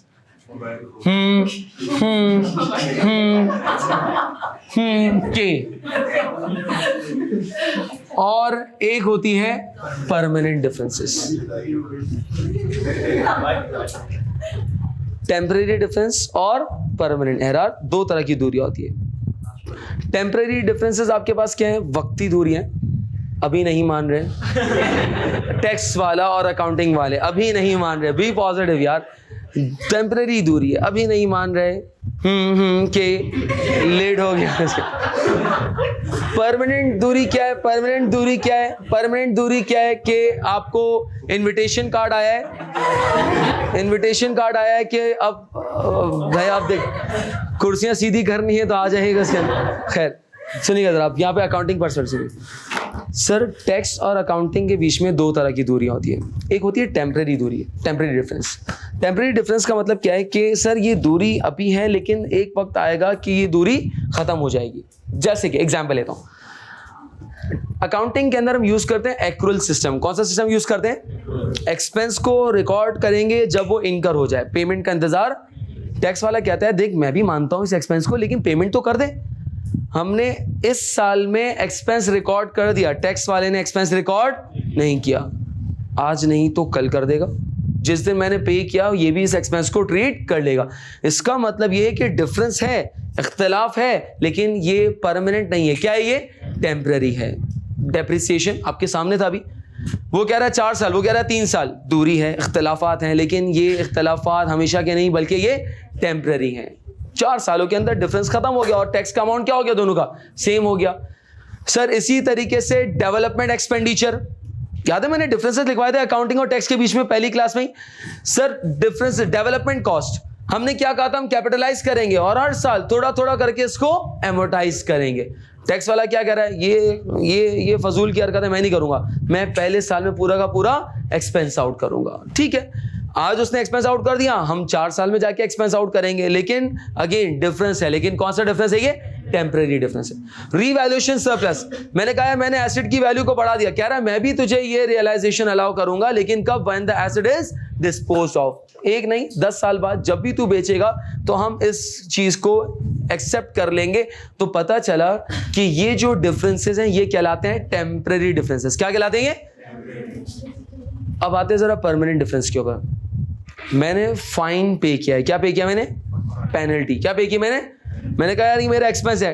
टैक्स वाले तुम क्या कहते हो? कहते हो तू एक नहीं तू 10 साल बाद भी शक्ल वापस लेके आएगा ना, मैं तब भी इसको एक्सपेंस ट्रीट नहीं करूंगा। क्यों? सर भाई मैं इसको एक्सपेंस मानता ही नहीं हूं, खत्म हो गई कहानी। सर मैंने कैश पे किया, तो भाई तू कुछ भी पे कर, ये पेनल्टीज को टैक्स वाला कभी भी अलाउ नहीं करेगा। ये कौन सा डिफरेंस है? परमानेंट डिफरेंस है। ये कौन सा डिफरेंस है? Donations to unofficials. याद आ रहा है? मैंने डोनेशंस दिए, मैंने सर्वेंट्स को डोनेशन दिए। टैक्स वाला कह रहा है भाई तूने आखिरत बना ली, तूने गरीब गुरबा को तूने यहाँ पर टैक्स तूने डोनेशन दे दिया। लेकिन टैक्स वाला क्या कह रहा है? मैं इसको कभी भी एज अ एक्सपेंस ट्रीट नहीं करूंगा। तो ये कौन सा डिफरेंस है? ये परमानेंट डिफरेंस है। समझ में आ रहा है क्या कह रहा हूं मैं? तो सर टैक्स और अकाउंटिंग के बीच में डिफरेंसेस हैं and these differences could be divided into, कुछ कहलाते हैं टेम्परेरी डिफरेंसेस और कुछ कहलाते हैं परमानेंट डिफरेंसेस। यहां तक क्लियर है इसके अंदर? अच्छा सर ये क्यों बता रहे हैं? याद रखिएगा जो आपके पास टेम्परेरी डिफरेंसेस हैं, इन टेम्परेरी डिफरेंसेस के ऊपर हम रिकॉर्ड करते हैं, हम कैलकुलेट करते हैं डेफर्ड टैक्स। क्या कैलकुलेट करते हैं? याद रखिएगा परमानेंट डिफरेंस के ऊपर कोई डेफर्ड टैक्स कैलकुलेट नहीं किया जाता। No deferred tax is calculated. हम परमानेंट डिफरेंसेस के ऊपर कोई डेफर्ड टैक्स कैलकुलेट नहीं करते। इससे पहले जो 2 क्वेश्चंस किए, डेप्रिसिएशन का डिफरेंस आ रहा था, ये परमानेंट डिफरेंस था या टेम्परेरी डिफरेंस था? ये टेम्पररी डिफरेंस था। तो इस टेम्पररी डिफरेंस के बेसिस के ऊपर देखो डिफरेंस आ रहा है ना, एक गैप आ रहा है, तो उस गैप को ब्रिज करने के लिए हमने यहां पर डेफर्ड टैक्स को यूज किया। हमने उस डेफर्ड टैक्स कब यूज होगा, डेफर्ड टैक्स कब कैलकुलेट होगा, जब कौन से डिफरेंसेस होंगे, टेम्पररी। परमानेंट डिफरेंसेस के ऊपर कोई डेफर्ड टैक्स कैलकुलेट नहीं होता, ये हमेशा की दूरी है, और इस हमेशा की दूरी के लिए हम कभी भी इसके ऊपर जो है वो डेफर्ड टैक्स रिकॉर्ड नहीं करते। पहली बात यहां तक नोट करें, फिर हम आगे चलेंगे। अच्छा आप सुनिएगा सर, डेफर्ड टैक्स को कैलकुलेट करने के लिए as per IAS 12, deferred tax को कैलकुलेट करने के लिए IAS 12 ने हमें दो अप्रोचेस दिए। कितनी अप्रोचेस दिए? दो। एक है इनकम स्टेटमेंट अप्रोच। कौन सी अप्रोच है? Income statement approach. और एक है बैलेंस शीट अप्रोच। एक है इनकम स्टेटमेंट अप्रोच और एक है बैलेंस शीट अप्रोच। गौर से सुनिएगा सर, इनकम स्टेटमेंट अप्रोच क्या है? जो भी हमने किया, हमने डेफर्ड टैक्स कैलकुलेट किया, ऐसे ही ना, ईयर 1 का डेफर्ड टैक्स अभी आप लोगों ने कैलकुलेट किया 3 मिलियन, ईयर 2 का डेफर्ड टैक्स कितना कैलकुलेट किया 3 मिलियन, ईयर 3 का डेफर्ड टैक्स कितना कैलकुलेट किया 3, और ईयर 4 का आपने रिवर्सल कितना कैलकुलेट किया 9 मिलियन। ये आपने डेफर्ड टैक्स कैलकुलेट किया और ये P&L अप्रोच थी, इनकम स्टेटमेंट अप्रोच थी। कौन सी अप्रोच थी ये? सर इसमें ख्वारी ज्यादा है, अकाउंटिंग प्रॉफिट निकालो, फिर टैक्सेबल प्रॉफिट निकालो, फिर टैक्सेबल प्रॉफिट पे टैक्स रेट लगाओ, अकाउंटिंग प्रॉफिट पे टैक्स रेट लगाओ, फिर डिफरेंस देखो कि कितना डिफरेंस आ रहा है, फिर डेफर्ड टैक्स क्रिएट करो। ये थी इनकम स्टेटमेंट अप्रोच। कौन सी अप्रोच थी ये? लेकिन आपके कोर्स के अंदर और practically speaking income statement approach follow नहीं की जाती। मैं फिर कह रहा हूं ना, मैंने इनकम स्टेटमेंट अप्रोच क्यों कराई? अंडरस्टैंडिंग के लिए। अभी मैं कराऊंगा ना बैलेंस शीट, तो आपको शायद लॉजिक क्रिएट ना हो, आपको शायद अंडरस्टैंडिंग ना हो कि हो क्या रहा है ये डेफर्ड टैक्स के अंदर। अंडरस्टैंडिंग डेफर्ड टैक्स की आती इसी से, ऑल्दो ये आपके कोर्स में नहीं और शायद पढ़ाया भी नहीं जाता, ये पढ़ाया भी नहीं जाता, लेकिन ये पढ़ाने से होता ये कि आधा घंटा या पौना घंटा जाया जरूर हो जाता है, लेकिन डेफर्ड टैक्स का कॉन्सेप्ट क्लियर हो जाता है कि है क्या। अब आते हैं जरा balance sheet approach. Sir balance sheet approach practically भी फॉलो की जाती है, प्रैक्टिकली भी फॉलो किया जाता है, IAS रिकमेंड भी करता है। क्यों? क्योंकि बैलेंस शीट अप्रोच से डेफर्ड टैक्स को कैलकुलेट करना आसान है और बहुत कम टाइम पीरियड में हो जाता है, बहुत कम टाइम पीरियड के अंदर डेफर्ड टैक्स कैलकुलेट हो जाता है। जबकि ये तो अभी डाटा हमारे पास था नहीं, कुछ एक डेप्रिसिएशन ही तो था, वरना आपने अकाउंटिंग प्रॉफिट कैलकुलेट करो, फिर टैक्सेबल प्रॉफिट यानी कि 2 मर्तबा एडजस्टमेंट्स करो, फिर टैक्स कैलकुलेट करो, फिर डिफरेंस निकाल के डेफर्ड टैक्स कैलकुलेट। सर ये सारा काम नहीं करना पड़ेगा, हम बैलेंस शीट अप्रोच से डेफर्ड टैक्स को कैलकुलेट करना सीख रहे हैं। क्या ये बात समझ में आ रही है? अच्छा, अब जब बैलेंस शीट अप्रोच से मैं डेफर्ड टैक्स को कैलकुलेट करना सीख रहा हूं, तो IAS 12 भी कहता है कि बैलेंस शीट के अंदर तो होते ही 3 चीजें, क्या क्या? एसेट्स, लायबिलिटीज और इक्विटी। इक्विटी को साइड में कर दें, तो deferred tax will be calculated on assets और लायबिलिटीज। IAS 12 ये कहता है कि जब आप बैलेंस शीट अप्रोच पे जा रहे हैं, बैलेंस शीट अप्रोच का मतलब बैलेंस शीट के आइटम्स के ऊपर डेफर्ड टैक्स कैलकुलेट करेंगे, तो बैलेंस शीट में अगर देखा जाए तो मेनली 2 ही तो आइटम्स है, क्या क्या? एसेट्स और liabilities. It means, sum up कर रहा हूं, deferred tax will either be calculated on assets या फिर deferred tax will be calculated on liabilities. क्या ये बात समझ में आ रही है? यहां तक पहले नोट करें, फिर हम आगे चलेंगे।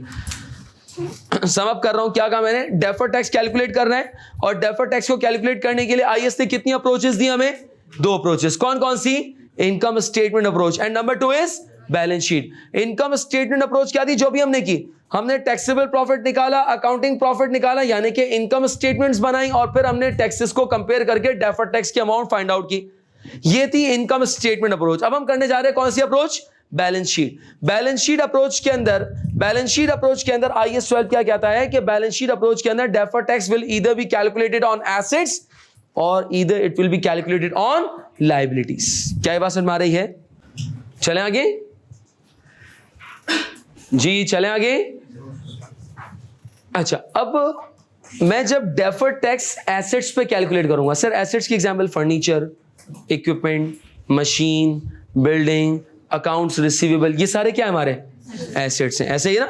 तो मैं जब एसेट्स पे डेफर्ड टैक्स कैलकुलेट करने जाऊंगा, तो IAS ये कहता है कि देख, इस सिचुएशन के अंदर या तो तुम्हारे पास डेफर्ड टैक्स लायबिलिटी आ रहा होगा या फिर तुम्हारे पास आ रहा होगा डेफर्ड टैक्स एसेट।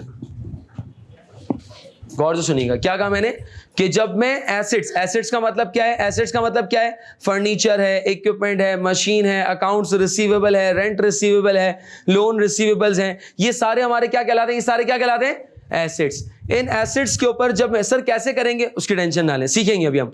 उन एसेट्स पे जब मैं डेफर्ड टैक्स कैलकुलेट करूंगा तो दो में से कोई एक पॉसिबिलिटी होगी, या तो डेफर्ड टैक्स लायबिलिटी आ रहा होगा या फिर डेफर्ड टैक्स एसेट आ रहा होगा। सर ये कैसे पता चलेगा, ये कैसे पता चलेगा, तो आईएएस समझाता है कि देख, इफ कैरिंग अमाउंट, क्या वर्ड लिखा मैंने, ये carrying amount, CA stands for carrying amount, is greater, किसका साइन है ये, greater than, if carrying amount is greater than tax base, if carrying, sir tax base क्या होता है अभी बताता हूं, पढ़ के आया हूं मैं, अभी बताता हूं। If carrying amount is greater than tax base, तो जो तुम्हारे पास डिफरेंस आ रहा होगा वो कहलाएगा TTD, क्या कहलाएगा, हाँ बोलो क्या कहलाएगा, TTD। Sir what is that, TTD stands for taxable temporary difference. मैं अभी लिखवाऊंगा, ये सारे वर्ड्स मीनिंग लिखवाऊंगा, CA का वर्ड मीनिंग क्या है, TB क्या है और TTD क्या है, सब लिखवाऊंगा। अभी सिर्फ रूल्स में लिख रहा हूं, अभी रूल्स लिख रहा हूं, फिर हम इसको समझेंगे। और जब ये TTD आएगा, जब ये TTD आएगा तो this will create deferred tax liability, this will create deferred tax liability. And what if कि अगर सिचुएशन रिवर्स हो जाए कि TB is greater than CA, then क्या होगा देन क्या होगा, देन आपके पास अराइज होगा DTD, और जब ये DTD आ जाए तो फिर ये डेफर्ड टैक्स एसेट क्रिएट करेगा। इसको सिर्फ अभी नोट करें, मैं समझा रहा हूं, मैं भी इसके वर्ड मीनिंग भी लिखवाता हूं, अभी रुके। अच्छा, इसके बाद ये वर्ड मीनिंग जरा नोट करें, मैं समझाता हूं ये है क्या। CA stands for carrying amount, TB stands for tax base, इसी तरीके से TTD stands for taxable temporary difference, DTD stands for deductible temporary difference, DTL stands for deferred tax liability and DTA stands for deferred tax asset. ये अपने पास सारे word meaning लिखे जरा पहले। अच्छा अब सुनिए जरा सर डेफर्ड टैक्स कैलकुलेट करना है और बैलेंस शीट अप्रोच से कैलकुलेट करने जा रहे हैं। जब मैं deferred tax balance sheet approach से कैलकुलेट करूंगा तो आईएस ये कहता है कि deferred tax will either be calculated on assets और either it will be calculated on liabilities. अभी हम फिलहाल एसेट्स को डिस्कस कर रहे हैं कि sir furniture, equipment, machine, building है, डेवलपमेंट कॉस्ट है, इवन ऐसे ही ये आपके पास जितने भी एसेट्स हैं इन पे जब मैं डेफर्ड टैक्स कैलकुलेट करूंगा, इन पे जब मैं डेफर्ड टैक्स को कैलकुलेट करूंगा तो या तो मेरे पास डेफर्ड टैक्स लायबिलिटी आएगा या फिर मेरे पास डेफर्ड टैक्स एसेट आएगा। सर कैसे पता चलेगा, तो उसके लिए हमने यहां पे पहला रूल देखा क्या कि sir if carrying amount is greater than tax base, if carrying amount is greater than tax base then the difference is known as TTD। क्या कहलाएगा ये, TTD stands for taxable temporary difference. अभी समझाता हूं क्या है। और जब ये TTD होगा तो उसका मतलब यहां पर डेफर्ड टैक्स लायबिलिटी अराइज होगी। क्या अराइज होगी, अच्छा इसी तरीके से अगर सिचुएशन रिवर्स हो जाए तो फिर आपके पास tax base is greater than carrying amount, then the difference is known as deductible temporary difference और फिर आपके पास डेफर्ड टैक्स एसेट अराइज होगा। अब सुनिएगा जरा है क्या ये CA carrying amount, carrying amount की डेफिनेशन सुनिएगा, value of assets and liabilities. क्या कहा मैंने, वैल्यू ऑफ, ये वो कैरिंग अमाउंट नहीं है जो आप शायद सोच रहे हैं सर, वरना हमारे जहनों में कैरिंग अमाउंट क्या होता है, बुक वैल्यू, और बुक वैल्यू सिर्फ किसकी होती है, नॉन करंट एसेट्स की, ऐसे ही है। जबकि यहां पर IAS 12 क्या कह रहा है, कैरिंग अमाउंट का मतलब क्या है, कैरिंग अमाउंट का मतलब क्या है, value of assets and liabilities as per accounting records. क्या कहा, कैरिंग अमाउंट की डेफिनेशन क्या है, value of assets and liabilities as per accounting records.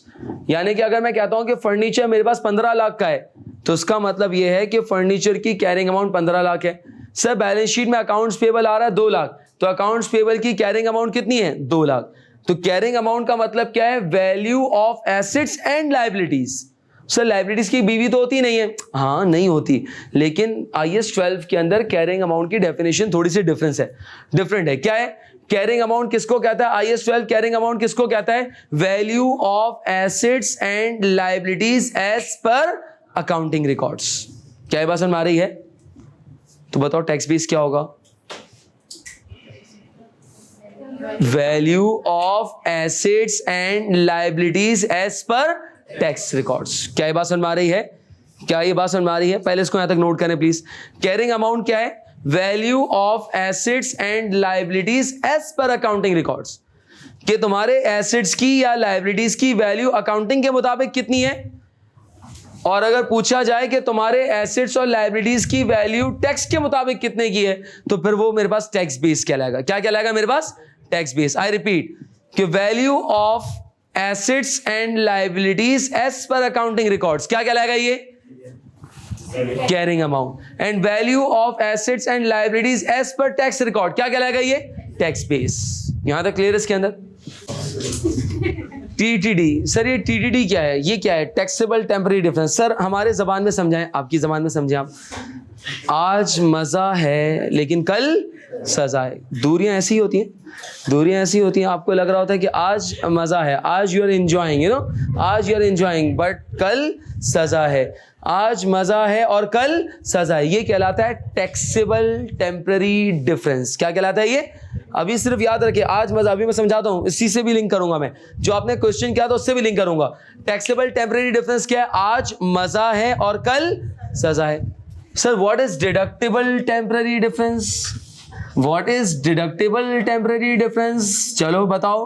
आज, हाँ, आज सजा है और कल व्हाट डेप्थ में चला गया भाई। पता चला तो एफसन का कोर्स ही ड्रॉप कर दे, मैं नहीं खेल रहा यार। आज सजा है लेकिन कल मजा है। इसको पहले लिखें जरा, इसको लिखें, मैं समझाता हूँ अभी। अब मैं इसको लिंक करता हूँ जरा, जो क्वेश्चन हमने किया था उससे लिंक करता हूँ। ये याद रखिएगा, ये वाकई में लिखें। मैं literally to be very honest ये होगा, वरना ये बहुत कंफ्यूजिंग है, बहुत भूल जाएंगे, पकौड़ा बना देंगे। इसको प्लीज लिखें, मैं इसको भी ट्रीट करूंगा, समझाऊंगा, मैं इसको लिंक करूंगा अपने प्रीवियस क्वेश्चन से। Taxable temporary difference, what is TTD? आज मजा, आज आपके पास यहां पर मजा है लेकिन कल सजा है। इसका मतलब क्या है? अभी मैं लिंक करता हूं उसको। And what is deductible temporary difference? Deductible temporary difference क्या है? कि आज सजा है लेकिन कल मजा है। अच्छा आप सुनिएगा जरा, अब सुनिएगा, टीटीडी को समझा रहा हूं। Taxable temporary difference, taxable temporary difference क्या कह रहा है? कि आज मजा है। क्या मतलब? आज तुझे कम टैक्स देना पड़ेगा। गौर से सुनना, अब मैं इससे लिंक कर रहा हूं, बहुत तुमने गलत डायरेक्शन में चले गए। अब सुनो वापस आ। आज मजा का मतलब क्या है? आज तुझे कम टैक्स पे करना पड़ेगा लेकिन इन फ्यूचर ज्यादा टैक्स पे करना पड़ेगा। आज मजा है क्योंकि आज कम टैक्स पे करना पड़ा, आज खुश हो रहा है, लेकिन कल सजा है। और कल सजा का मतलब कल तुझे ज्यादा टैक्स पे करना पड़ेगा, इसीलिए इसको कहते हैं टैक्सेबल। ये बेटा ऐसा टेम्पररी डिफरेंस है जो तुझे इन फ्यूचर ज्यादा टैक्स करेगा, इसको कहते हैं टैक्सेबल टेम्पररी डिफरेंस। इसको क्या कहते हैं हम? Taxable temporary difference. कि ऐसी दूरी जो आज तुझे मजा दे रही है, आज बेनिफिट दे रही है। कैसे बेनिफिट दे रही है? In the form of low taxation. सही कह रहा हूं मैं? कैसे बेनिफिट दे रही है? In the form of low taxation. But remember in future you will be taxed higher, you will be taxed higher, यानी कि इन फ्यूचर तुम्हें ज्यादा टैक्स पे करना पड़ेगा। इस डिफरेंस को, ऐसी दूरी जो आज तुझे बेनिफिट दे लेकिन फ्यूचर में ज्यादा टैक्स करे, ऐसी दूरी जो आज कम टैक्स लगाए फ्यूचर में ज्यादा टैक्स लगाए, ऐसी दूरी को क्या नाम देते हैं? ये कौन सी दूरी है? इस दूरी का क्या नाम है? टीटीडी। क्या नाम है इसका? अभी क्वेश्चन नंबर 6 और 7 क्या?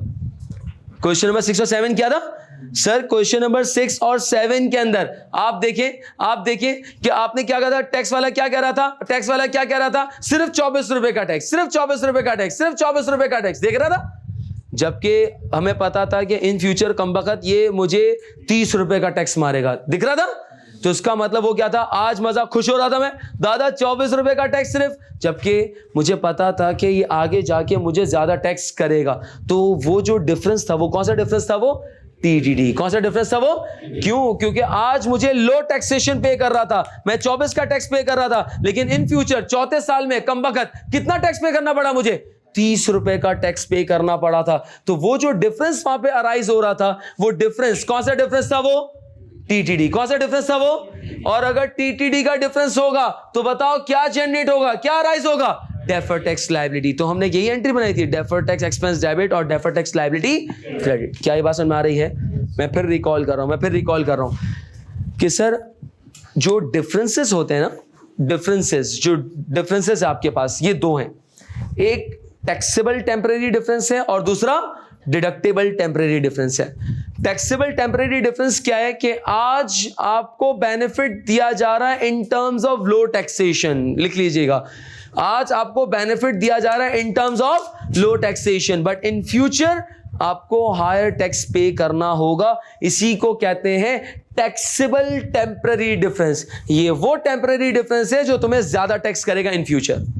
क्या ये बात समझ में आ रही है? जब तुम्हें फ्यूचर में ज्यादा टैक्स करेगा ना, जब तुझे पता है कि फ्यूचर में ज्यादा टैक्स पे करेगा, so let's record the liability और एसेट, लायबिलिटी। इसीलिए इसके ऊपर क्या अराइज होता है हमेशा? Deferred tax liability. सर ये कैसे पता चलेगा कि ये टैक्सेबल टेम्परेरी डिफरेंस है? तो क्या इंडिकेटर मिला, क्या हिंट मिला, क्या हिंट मिला? If the carrying amount of the asset is greater then what? Tax base. तो उसका मतलब अगर एसेट की कैरिंग अमाउंट ज्यादा हो और एसेट की टैक्स बेस कम हो, तो कह देना कि ये जो डिफरेंस है, ये कौन सा डिफरेंस है? ये टीटीडी। कौन सा डिफरेंस है ये? TTD stands for taxable temporary difference है। तो आंख बंद करके तुम कौन सी क्या करना? लायबिलिटी क्रिएट करना, एसेट क्रिएट करना, लायबिलिटी को क्रिएट करना। क्या ये बात समझ में आ रही है जी? टीटीडी आपके पास क्या है? DTL, that's deferred tax liability, कि आपको पता है कि इन फ्यूचर मुझे ज्यादा टैक्स पे करना है। ऐसा ही है, मैं याद आ रहा है इससे पिछले क्वेश्चन के अंदर मैं 24 का टैक्स रिकॉर्ड करके बैठा था, जबकि मुझे पता था कि इन फ्यूचर मुझे ज्यादा टैक्स पे करना पड़ेगा। और जब मुझे पता है कि फ्यूचर में मुझे ज्यादा टैक्स पे करना पड़ेगा, तो why should I wait for? मैंने 1.5 का एक्सपेंस रिकॉर्ड किया अलॉन्ग विद द लायबिलिटी। याद आ रहा है? डेफर्ड टैक्स एक्सपेंस डेबिट और डेफर्ड टैक्स लायबिलिटी क्रेडिट। मैं हर साल थोड़ा थोड़ा करके लायबिलिटी को रिकॉर्ड करता चला गया, और जिस साल मुझे ज्यादा टैक्स पे करना था उस साल मैंने उस लायबिलिटी को रिवर्स करके इनकम रिकॉर्ड किया। तो ये डेफर्ड टैक्स लायबिलिटी कब अराइज होती है? जब आपका कोई ऐसा डिफरेंस हो जो इन फ्यूचर आपको ज्यादा टैक्स करेगा। जब मुझे पता है कि मुझे फ्यूचर में ज्यादा टैक्स करेगा, तो मैं आज से ही उसकी लायबिलिटी रिकॉर्ड कर लेता हूं। इन शॉर्ट ऐसे ही देखिए, मुझे पता है कि अगर फ्यूचर में पेमेंट जानी है, याद करें IAS 37, मुझे पता है कि पेनल्टी पे करना है। याद करें IAS 37, मुझे पता है कि वारंटी की अमाउंट पे करनी है, मुझे पता है कि एनवायरमेंटल कॉस्ट मुझे बेयर करनी है। तो उसके लिए मैं आज से क्या रिकॉर्ड करता था? क्या रिकॉर्ड करता था? लायबिलिटी। ऐसे ही है ना? तो जब मुझे पता है कि फ्यूचर में ज्यादा टैक्स पे करना है, ये गवर्नमेंट मुझसे ज्यादा टैक्स रिकवर करेगी, so why should I wait for that moment? यार मैं आज से ही अपने पास लायबिलिटी रिकॉर्ड करना शुरू कर देता हूं। तो इसका मतलब यह है कि ऐसा डिफरेंस जो आपको फ्यूचर में ज्यादा टैक्स करेगा, तो उसके लिए आज से ही आप लायबिलिटी को क्रिएट करेंगे। तो ऐसा डिफरेंस टीटीडी इन शॉर्ट क्या है? एक ऐसा डिफरेंस जो फ्यूचर में ज्यादा टैक्स करे। सही कह रहा हूं मैं? टीटीडी आपके पास क्या है कि एक ऐसा डिफरेंस जो आपको फ्यूचर में ज्यादा टैक्स करे, तो उसको हम कहते हैं टैक्सेबल टेम्परेरी डिफरेंस। और जब फ्यूचर में ज्यादा टैक्स करेगा, तो डेफिनेटली मुझे आज क्या रिकॉर्ड करनी पड़ेगी? Deferred tax liability. क्या ये बात समझ में आ रही है? हेलो, यहां तक क्लियर है? इसको प्लीज अच्छे तरीके से यहाँ पे डाइजेस्ट करें, नोट करें जरा। यहां तक कोई कंफ्यूजन है तो बताएं, फिर हम आगे चलते हैं। अच्छा, अब आए जरा second situation. Sir second situation के अंदर हमारे पास क्या कह रहा है कि what is deductible temporary difference. Sir ये डिडक्टेबल टेम्परेरी डिफरेंस क्या है? कि सर एक ऐसा डिफरेंस जो आज आपको कम टैक्स कर रहा है, यानी सॉरी आज आपको ज्यादा टैक्स कर रहा है। क्या कर रहा है? ज्यादा। सर ये तो मनुष्य है, बहुत ज्यादा टैक्स कर दिया। अभी क्वेश्चन नंबर कौन सा किया था आप लोगों ने? 8 करेंगे इंशाल्लाह। तो वहां पे आप ये ऑब्जर्व करेंगे कि सर आज मुझे यहां पर ज्यादा टैक्स कर रहा है, आज सजा दे रहा है, आज तुझे बुरा लग रहा है, लेकिन घबराना नहीं है। इंशाल्लाह तू आज सदका देगा तो तुझे फ्यूचर में बेनिफिट। आज तुझे भारी लग रहा है, लेकिन ये तेरे पास क्या है? ये आज सजा दे रहा है, लेकिन कल मजा है। क्या मतलब? इन फ्यूचर टैक्स डिपार्टमेंट तुम्हें कम टैक्स करेगा। डिडक्टेबल टेम्परेरी डिफरेंस का मतलब क्या है? इन फ्यूचर टैक्स डिपार्टमेंट तुम्हें कम टैक्स करेगा। तो डिडक्टेबल टेम्परेरी डिफरेंस क्या है? कि आज ज्यादा टैक्स रिकॉर्ड करना पड़ रहा है, आज ज्यादा टैक्स पे करना पड़ा है, लेकिन इन फ्यूचर कम टैक्स पे करना पड़ेगा। तो ऐसा डिफरेंस जो आज तुम्हें ज्यादा टैक्स करे, ऐसा डिफरेंस जो तुम्हें आज ज्यादा टैक्स करे लेकिन इन फ्यूचर तुम्हारे टैक्स को कम कर दे, तो ऐसा डिफरेंस क्या कहलाता है? Deductible temporary difference. सुनिएगा सर, डिडक्टेबल टेम्परेरी डिफरेंस है, यानी कि कल मुझे कम टैक्स पे करना पड़ेगा, तो कल की एक रेवेन्यू नजर आ रही है, कल का एक फायदा नजर आ रहा है, कल का एक बेनिफिट नजर आ रहा है। सर क्या ये वर्चुअली सर्टेन है? 110%। 110% ना। IAS 37 ने क्या कहा था कि अगर तुम्हें कोई एसेट नजर आ जाए और वो वर्चुअली सर्टेन हो, क्या हो? सर 110%, इसमें तो कोई डाउट ही नहीं है कि मुझे बेनिफिट नहीं मिलेगा, 110% मिलेगा।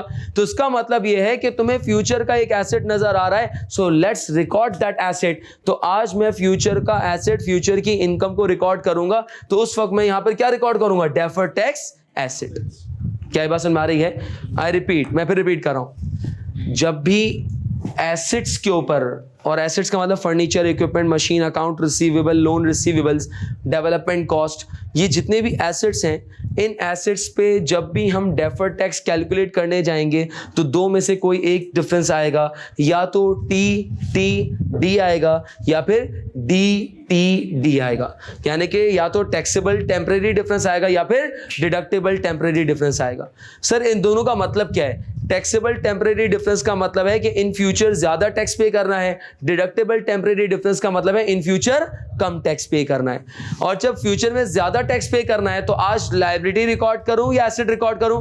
लायबिलिटी, तो हम डेफर्ड टैक्स लायबिलिटी रिकॉर्ड करेंगे। और इन फ्यूचर अगर कम टैक्स पे करना है तो आज लायबिलिटी रिकॉर्ड करूं या एसेट रिकॉर्ड करूं? एसेट, तो मैंने डेफर्ड टैक्स एसेट यहां पे रिकॉर्ड करना है। बट द प्रॉब्लम इज कि मुझे कैसे पता चलेगा कि टीटीडी या डीटीडी? बस ये आपने रूल याद रखना है कि if the carrying amount of the asset is greater than tax base, तो it means the difference is known as what? TTD. क्या ये बात समझ में आ रही है? यहां तक क्लियर है जी? यहां तक कोई कंफ्यूजन? इनको जगह यहां तक क्लियर हुआ? अच्छा, अब एक चीज, सर ये मैंने किसके रूल्स देखे? ये किसके रूल्स देखे मैंने? एसेट्स। अब देख रहे हैं किसके रूल्स? सर लायबिलिटीज के रूल्स याद करने की जरूरत नहीं है, आपने सिर्फ ये एक रूल याद रखना है बस, that's it.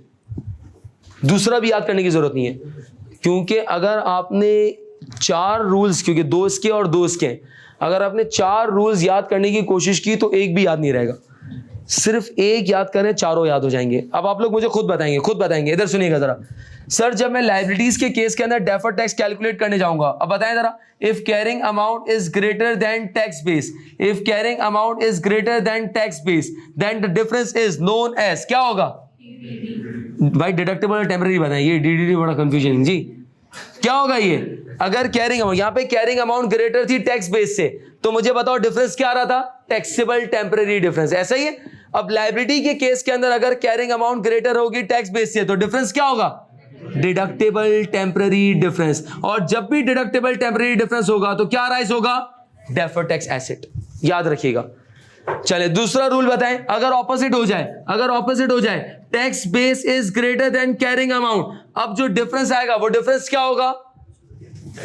Taxable temporary difference. और जो जब भी टैक्सेबल टेम्परेरी डिफरेंस होता है तो डेफर्ड टैक्स एसेट अराइज होगा, लायबिलिटी अराइज होगी।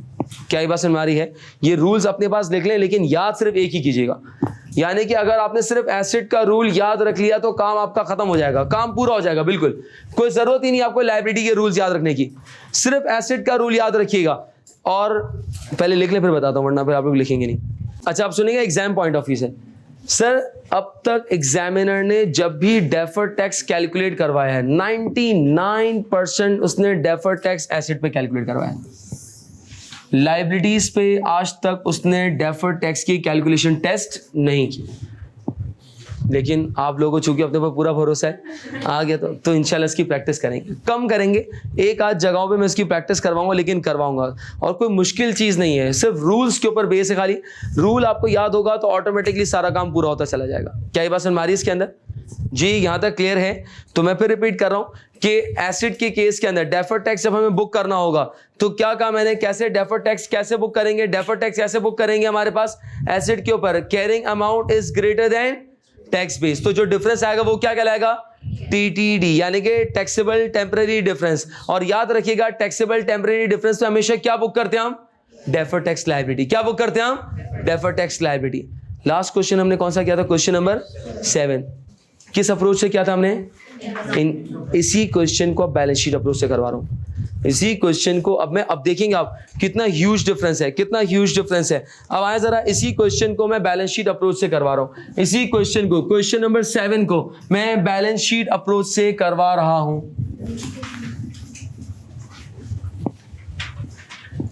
क्वेश्चन नंबर 7 आप लोगों ने खुद ट्राई किया था, और कौन सी अप्रोच से ट्राई किया था आप लोगों ने? कौन सी अप्रोच से ट्राई किया था? वो इनकम स्टेटमेंट। अब मैं बैलेंस शीट अप्रोच से करवा रहा हूं।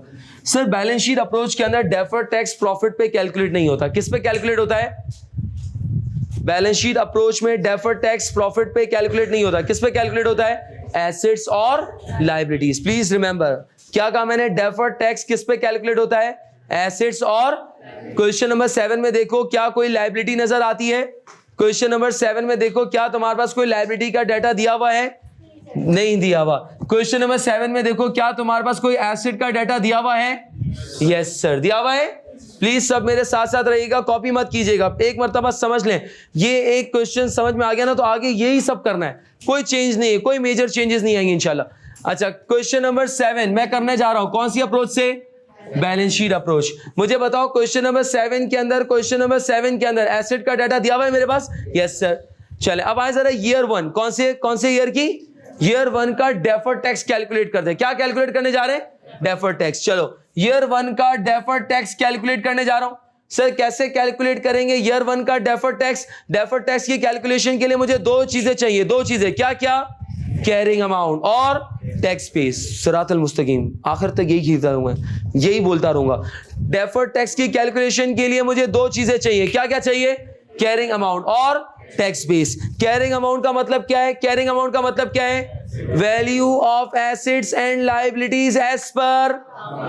टैक्स बेस का मतलब क्या है? Value of assets and liabilities as per. चलो आओ जरा कैरिंग अमाउंट ईयर 1 पे एसेट की कैरिंग अमाउंट, मुझे बताओ एसेट की कॉस्ट कितनी दी हुई है? कितनी? 120 मिलियन एसेट की कॉस्ट दी हुई 120। और मुझे बताओ कि ईयर 1 का डेप्रिसिएशन अकाउंटिंग के मुताबिक, सही कह रहा हूं मैं? क्योंकि क्या कैलकुलेट कर रहा हूं? Carrying amount. और कैरिंग अमाउंट का मतलब टैक्स रिकॉर्ड के मुताबिक, अकाउंटिंग रिकॉर्ड के मुताबिक। तो अकाउंटिंग रिकॉर्ड के मुताबिक डेप्रिसिएशन माइनस करके बताओ ईयर 1 का कितना है? कितना डेप्रिसिएशन था ईयर 1 का? सॉरी 30। तो उसका मतलब ईयर 1 पे एसेट की कैरिंग अमाउंट कितनी आ रही है? 90। सही कह रहा हूं मैं? प्लीज ये कंफ्यूजन तो नहीं है इसके अंदर। मैं कैरिंग अमाउंट कैलकुलेट कर रहा हूं eight the end of the year 1, eight the end of year 1, year 1 के एंड पे मैंने कैरिंग अमाउंट कैलकुलेट की। कितनी कैरिंग अमाउंट आ रही है? 90 मिलियन। सर अब एक काम करते हैं, एक और भी चीज चाहिए। क्या चाहिए? Tax base. चलो बताओ, एसेट की कॉस्ट तो 120 मिलियन ही थी, लेकिन टैक्स वाले के मुताबिक डेप्रिसिएशन कितना चार्ज हुआ पहले साल का? 40। तो 120 में से 40 माइनस करके बताओ कितना आ रहा है? बोलो 80। अब इधर please concentrate, don't copy, don't छापे, इधर देखिए। Carrying amount is greater than tax base. Difference is, कितना आ रहा है डिफरेंस? गुड। कितना आ रहा है difference? 10। Difference is either the TTD या DTD। क्या है ये? हाँ, टैक्सेबल टेम्पररी डिफरेंस। क्या है ये? Taxable temporary difference. सही कह रहा हूं मैं? देखिए रूल, देखिए ये लिखवाया था मैंने कि अगर एसेट की कैरिंग अमाउंट ज्यादा हो, टैक्स बेस कम हो, तो ये जो आपके पास डिफरेंस आएगा, ये कौन सा डिफरेंस कहलाएगा? TTD, that is taxable temporary difference. Point to be noted, ये डेफर्ड टैक्स लायबिलिटी नहीं है, ये दूरी है। क्या है? अभी इस पे लगेगा वो क्या? टैक्स का रेट। मैं फिर रिपीट कर रहा हूं, मैं आपको लिख के दे सकता हूं, आप में से अक्सर स्टूडेंट्स इंशाल्लाह क्वेश्चंस की प्रैक्टिस में ये भंड जरूर मारेंगे कि इसको डेफर्ड टैक्स लायबिलिटी बोलेंगे। क्या बोलेंगे? मैं कितना भी आपको प्रिकॉशंस, कितना भी मैं आपको गाइड कर दूं, लेकिन आपने करना जरूर है। एक आधा कुछ भी कहीं भी लिख ले, तू नस काट ले, तू हाथ पे लिख ले, तू खून से कहीं पे भी तू लिख ले कि नहीं करना, तेरी नसें कट जाएंगी, लेकिन तू गलती जरूर करेगा और इंशाल्लाह तू ही करेगा। तो मैंने क्या कहा कि सर ये पहली बात नोट लिख लीजिएगा अपने पास, जब कॉपी कर रहे हो, कर ही रहे वैसे तो, लेकिन क्या नोट लिखेंगे कि ये डेफर्ड टैक्स अभी नहीं है। ये क्या है? ये डिफरेंस है। क्या है ये? इस डिफरेंस पे लगाओ अब टैक्स का रेट। टैक्स का रेट कितना है? टैक्स का रेट बताओ कितना है? 30%। तो लगाओ जरा 10 के ऊपर 30%, कितना आ रहा है? 3। सर ये क्या है? ये आ गई है DTL। क्या है ये? DTL stands for deferred tax liability. क्या ये बात समझ में आ रही है? यहां तक इसको कॉपी करें, आगे मत बढ़ेगा प्लीज, आगे मत बढ़ेगा, यहां तक पहले इसको कॉपी कर ले जरा प्लीज, यहां तक इसको नोट करें, फिर मैं आगे करवाता हूं। अभी कुछ और बातें समझाना बाकी है इसके अंदर। देखिए ये आप लोगों ने भी कैलकुलेट किया था। बाय द वे बताएं, ईयर 1 का यही आ रहा था डेफर्ड टैक्स? यही आ रहा था। आपने कैसे कैलकुलेट किया था?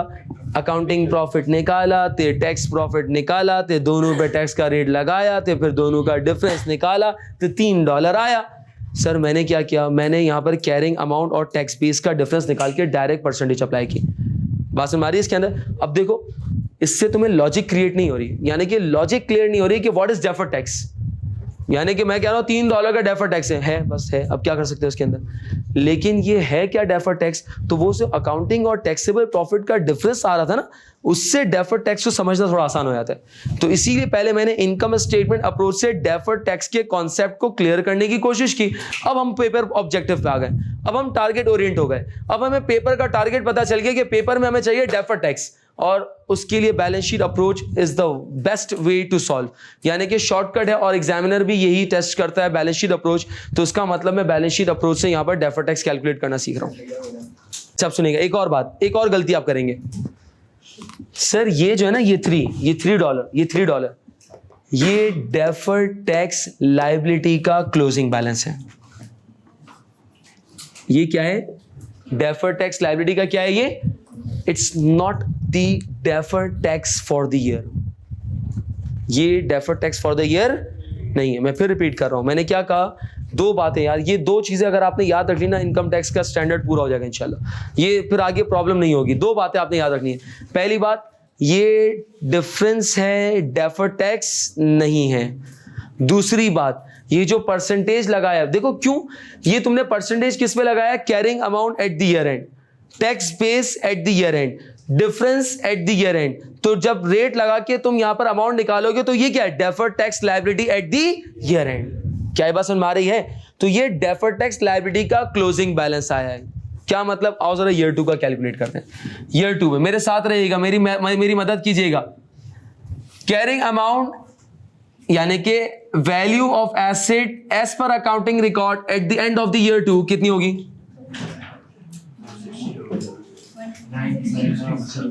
60। कितनी होगी? 60। कैसे? कैसे देखो, 120 कॉस्ट थी, पहले साल का डेप्रिसिएशन कितना माइनस किया? ईयर 2 का डेप्रिसिएशन भी कितना है? 30। तो इसका मतलब यह है कि carrying amount of the asset at the end of the year 2 is 60। सही कह रहा हूं मैं? चले, tax base the value of asset as per tax laws कितनी होगी? बोलो, सही है ना? यानी कि ईयर 2 का एक्यूमुलेटेड डेप्रिसिएशन माइनस कर देना। तो इसका मतलब यह है कि कॉस्ट 120 थी, पहले साल का 40 माइनस कर दिया, और दूसरे साल का भी टैक्स डेप्रिसिएशन कितना है? 40। तो 120 माइनस 80, तो कितना बच गया आपके पास carrying tax base? 40। Again difference कितना आ रहा है? if carrying amount is greater than tax base, if carrying amount is greater than tax base, difference is TTD या DTD? हाँ, तो अब TTD आ गया, टैक्सेबल टेम्परेरी डिफरेंस। इसके ऊपर लगाए टैक्स रेट, कितना परसेंट है? 30%। तो कितना आया? ये है deferred tax for the year, है ना सर? ये क्लोजिंग बैलेंस है, ये क्लोजिंग बैलेंस है, ये क्लोजिंग बैलेंस है। क्या ये बात समझ में आ रही है? सर कोई ये ना कहे कि ईयर 2 का डेफर्ड टैक्स 6 मिलियन है, ईयर 2 का डेफर्ड टैक्स 6 मिलियन, कितना है ईयर 2 का डेफर्ड टैक्स? 3 मिलियन। क्या ये बात समझ में आ रही है? कैसे सर?